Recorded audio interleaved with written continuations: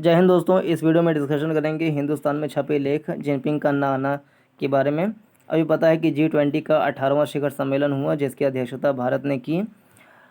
इसमें चीन और रूस दो देशों के जो राष्ट्र अध्यक्ष हैं यानी कि श्री पुतिन जी और शी जिनपिंग, ये दोनों लोग भारत में नहीं आ पाए। दोनों का अपना अपना कारण बता करके नहीं आए, लेकिन उनके ना आने का क्या प्रभाव है, क्या विश्लेषण किया जा सकता है, उसका इस संपादकीय में अध्ययन करेंगे। दुनिया को शांति का संदेश देने वाले गौतम बुद्ध, है ना, दुनिया को शांति का संदेश देने वाले गौतम बुद्ध के देश भारत में G20 शिखर सम्मेलन की तैयारियां आखिरी चरण में हैं और यह दुनिया के लिए किसी खुशखबरी से कम नहीं है। दूसरी ओर कुछ अफसोस की खबर है कि इस सम्मेलन में भाग लेने के लिए चीनी राष्ट्रपति शी जिनपिंग नहीं आ रहे हैं।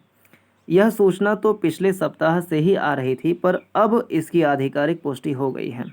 रूसी राष्ट्रपति पुतिन पहले ही यूक्रेन के साथ युद्ध की वजह से मना कर चुके हैं। इसके पीछे भले ही कोई गहरी कूटनीति ना हो, मगर देखने वाले रूस चीन के शीर्ष नेताओं की बेरुखी का कोई तो मतलब निकालेंगे। इससे यह भी अंदेशा होता है कि ये दोनों नेता G20 को लेकर पर्याप्त गंभीर नहीं हैं। ऐसा इसलिए भी होगा क्योंकि G20 में शांतिप्रिय पश्चिमी देशों का वर्चस्व है। इसके अलावा शांति के पक्षधर और पंचशील की बुनियाद रखने वाले युद्ध विरोधी भारत के पास इसकी अध्यक्षता है, जिसे लेकर शुरू से चीन असहज है। G20 के सदस्य देश यह बात जानते हैं कि चीन लगभग हर एक मोर्चे पर भारत के प्रयासों का विरोध करता आया है।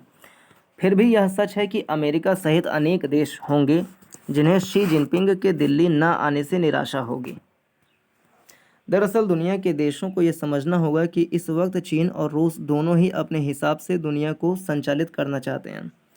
दोनों की मंशा अपने पड़ोसी देशों की संप्रभुता को नष्ट करने की है और साथ ही इस सरासर अन्यायपूर्ण व अमानवीय कृत्य में वे G20 जैसे मंचों का समर्थन भी चाहते हैं। कैसे भुला दिया जाए कि पुतिन यूक्रेन के खिलाफ बाकायदा युद्ध लड़ रहे हैं, तो चीन ताइवान व भारतीय इलाकों पर लगातार गिद्ध दृष्टि गड़ाए बैठा है। इसके बावजूद दुनिया में निरंतर सशक्त होते भारत को न तो निराश होना चाहिए और न हार मानकर बैठ जाना चाहिए। दुनिया के प्रति भारत की अपनी स्वतंत्र नीति है और उसी के अनुरूप आचरण जारी रहना चाहिए।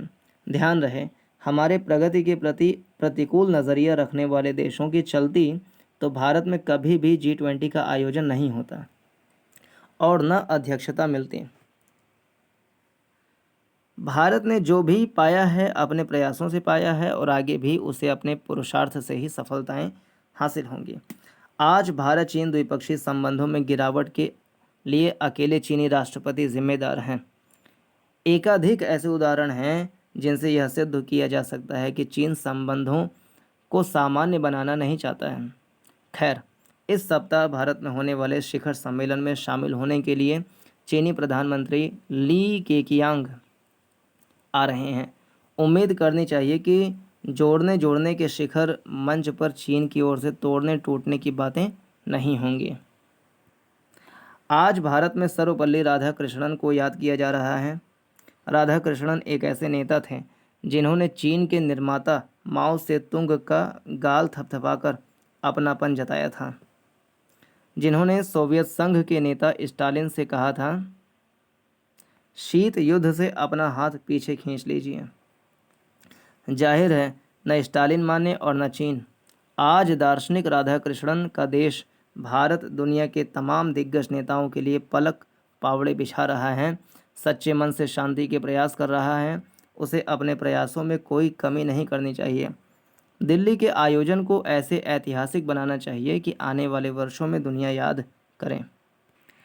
तो ये रहा इस वीडियो का डिस्कशन। पूरा सुनने के लिए धन्यवाद। नमस्कार। जय भारत।